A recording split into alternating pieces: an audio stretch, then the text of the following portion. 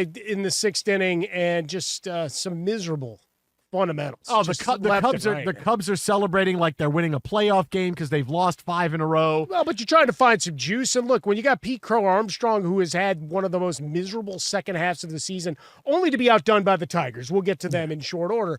But when Holmes throws a wild pitch, gets to the backstop, and it's slow motion. Yeah. He doesn't move. No, the catcher makes a half-ass effort to get back to the wall. Little league play. What did I say? And here comes Pete Crow Armstrong, rounds third. His eyes get wide like he's licking his chops and strolls to home plate. And the throw is off target. Like Holmes takes his eye off the ball. The ball goes sailing towards first base. And it's just one of those plays that might be the lead or the final frame of your season yearbook. No, and I'm sitting here, I'm sweating out Pirates Reds. I mean, it's the end of September, and I'm sweating out Pirates Reds. Why? Because Paul Skeens, you wanted him to get over 2-0 for his ERA? Why did they take him out after only 85 pitches? Let him in. It's his last start of the year. Okay, let him pitch. If he gets hurt now, he's got plenty of time to recover. He could go 125 pitches. It's absolutely fine. I'm sweating out Pirates Reds. I'm sweating out Dodgers Diamondbacks. I'm just a lot of sweating, man. Like I say, it's too much. The anxiety is too much. 4-3 in the 11th now. The Pirates with the lead. But, hey. I do want to say, I always say, because what do I want to say? It could always be worse, right? It could always be worse. I could be a Tigers fan. You could be a Jets fan, too. Hey, well, I know that's worse. I have no illusions. No, right now, I mean, that's no illusions. On Friday, he kind of shifts into Jets form. He tries to forget them the rest of the week. I could be a Tigers fan right now because, wow, the Mets, losing a 5-game lead in the NL East and then losing a 5-game wild card lead. Yeah, that's not great. Not great, Bob. But you are looking now at the absolute, not possibility, but probability that the Detroit Tigers will blow the biggest lead in the history of Major League Baseball. It was a 15.5-game lead over the Cleveland Guardians mid-July, and now the Guardians are in first place by a game with 4 left. They have beaten the Tigers again. The Tigers have now lost 8 in a row, and now they're sweating out with the Astros. They may never win again. These teams both stink, and now one of these teams is going to wind up not making the playoffs. But, I mean, it could be worse because this is, again, John Paul Morosi joined us last night. This would be the biggest blown lead in the history. Again, Major League Baseball, been around a long, long time, man, long time. Go back to when there were only 2 teams, and, hey, we're playing each other. Doesn't matter. We're going to flip it around at some point. Biggest blown lead in the history of baseball with 4 left. The Guardians now have a game lead on the Tigers, and this was one of those nights where, hey, it was 5-1. The Guardians, typical Guardians night, how they like to manufacture their runs, and the Tigers never threatened in this game, and it's just what has happened. What has happened to this team that was the best team in Major League Baseball in the middle of July? We talked about Faustian deals. Sometimes you go down to the crossroads and the collections agency comes a little sooner than you thought. You thought you bought a full season. No, you got half.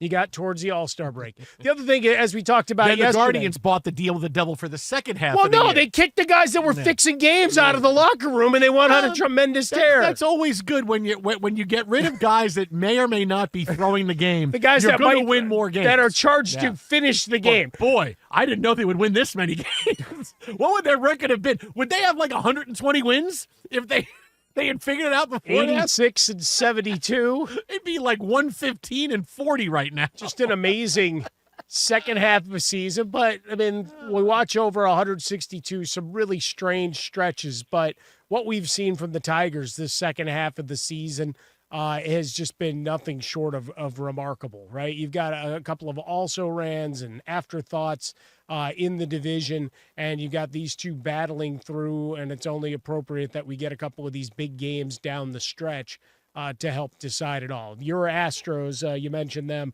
They'll be coming up against the A's here in short order, so you get to watch that live and in living color. Exit out by DeFresca, exit Swollen Dome. Jason Smith, Mike Harmon live from the Fox Sports Radio studios. 2-run homer by the Cubs. Shaw goes deep. It's 10-2. Cubs with the lead over the Mets. Meanwhile, 2 outs in the 11th. The Pirates up a run over the Reds, but the Reds have runners at first and third, sweating out Dodgers Diamondbacks. And let's get to a different debate. I mean, we still baseball here, but there's a different debate here because tonight. That Reds fan tried to help, though. Yeah, tried to reach over the railings. Reynolds says, beat it. Oh, man. Mine. So Aaron Judge, 2 home runs for the Yankees tonight, right? Now he's got 51. Right, I came in tonight, and the first time I sat down, you're watching the White Sox, and I watched 2 home runs in a row, and I'm like, boy, I'm really cooling you right now. Yeah, no, it was. I mean, look, they were already down 5-1, so I mean, it wasn't that big a deal. Like, but then Grisham sits down and he hits the home run, 2-run home run. Here comes Judge. We're starting to look at the channels. All right, we're getting this off here. It's like, it's Judge. We got to watch this at bat. Yeah. And then he sails an opposite field home run on the next pitch. I don't know what to tell you, man. I'm getting up and leaving because I've sat down for 2 plays, both home runs. I got to get up. I told you to beat it. But Judge with 2 home runs tonight. Well, wait a minute. Well, maybe he's going to win that. No, Cal Raleigh has gone deep for number 59 of the season for the Mariners. They have a 4-game lead right now over the Astros. They're going to win. Look, they clinched the playoffs last night. It's an amazing season for Raleigh. They're beating the Rockies 3-0 already in the second inning. And we've had this MVP debate for a long time. And I told you, hey, Raleigh's the guy, man. He's doing something we have never seen from a catcher. The guy's going to likely finish with 60 home runs at least. We've never seen this kind of season. We've seen this season from Aaron Judge. We've seen better seasons from Aaron Judge. It's a great season, but you're splitting hairs between Cal Raleigh MVP, Aaron Judge MVP. Well, I know that the Mariners are going to win that division. And I said that to me, it's going to be that simple. If the Mariners win the division, Cal Raleigh's the MVP. Now, the Yankees have tied the Blue Jays now, so they're tied atop the AL East, but this is a season that we've never seen a guy have. And Raleigh's got 20 more RBI than Aaron Judge has. Now, Judge is hitting about 60 points higher, but you're talking about a slugging season. He's got 10 more home runs. He's got 20 more RBI. You can't just automatically just get a Judge has a great season. You give it to him. Again, this is a season we have never seen before from a catcher and what he's able to do. Yeah. If the Mariners didn't win the AL West, I would say, okay, you could give it to Judge, right? Because it's MVP, not Player of the Year, right? It's MVP. And we have been waiting for the Mariners to do this for how many years, right? To be this team finally that shows up in the playoffs and wins their division and goes deep in the playoffs, waiting for Julio Rodriguez. Who knew it was Cal Raleigh? But now you see the odds come down, and I'll take credit for that, saying that, hey, Cal Raleigh's going to be the MVP. But now that if it's this close, yeah, give me Raleigh for the MVP over Judge. Again, you're splitting hairs, but this season we have never seen, like when Judge had to say, we've never seen that season before. Okay, I kind of get it. And the Mariners are going to win their division. It's still up in the air for the Yankees. It's still a great season for Aaron Judge, but 50 home runs, 105 RBI. Yeah, I'm okay giving it to Cal Raleigh. His WAR is about 2 over Raleigh when you break it down, but I don't know that formula includes anything defensively.